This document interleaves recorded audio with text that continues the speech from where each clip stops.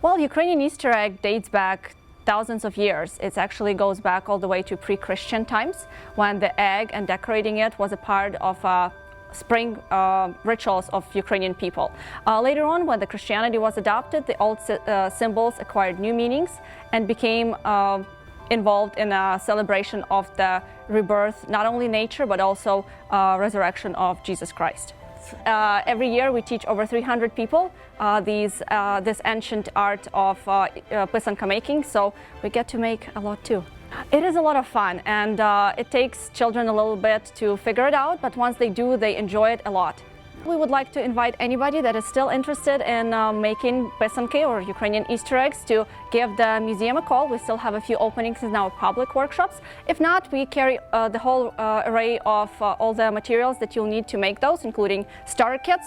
So please come on over or give us a call, and we'll be happy to supply you with everything.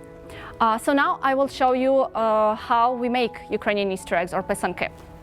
First of all, we need an egg, a raw egg. With our workshops, and traditionally we use chicken eggs. We also need beeswax to use as our ink, special tool to write on the egg, which is called Khrystyna, source of fire to heat up our wax, to melt it in order to write on the egg, which is candle in our case, and also the colorful dyes to make our egg all vibrant and colorful. So making Pysanki involves using the wax resist technique. What it means is that whenever the wax is on the eggshell, that part of the eggshell will be protected from all the other colors. Wax seals the color underneath it, and therefore we have to go step by step from the lightest color to the darkest.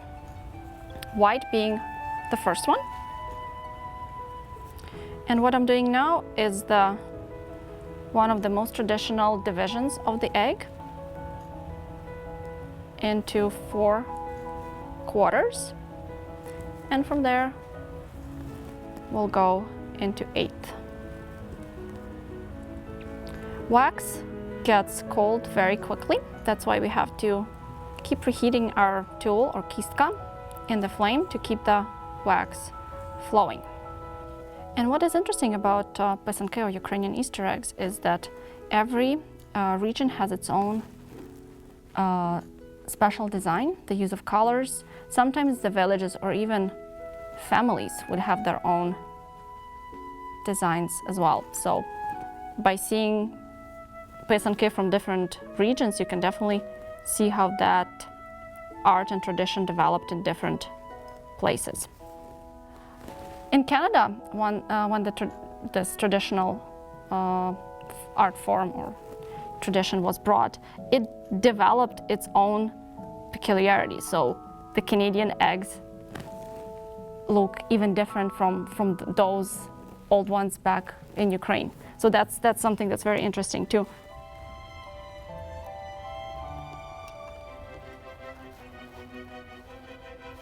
So now all the design that I would put on my egg will be yellow, because the eggshell is already colored in that color. Traditionally, these would be made the last week of Lent, or the Holy Week, right before Easter, and would be exchanged between relatives, friends. Some would be given to the priest, some would be taken to the cemetery and placed on the graves of the loved ones. So it's a very important symbol. Okay, that's the last petal.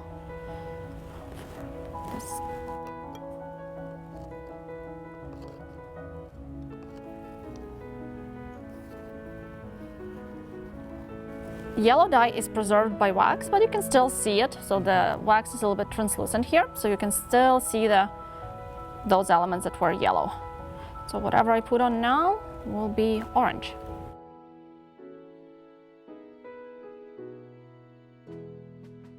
So it is believed that the swirls actually protect the house from evil spirits, because when evil spirits enter the house, they're attracted by the egg and the swirls. They enter them and then they get trapped. Ukrainians would do, depending on who the egg was intended for as a gift. They would put different symbols on it. Some would signify good health, good harvest, maybe marriage, or protection of their house from evil spirits.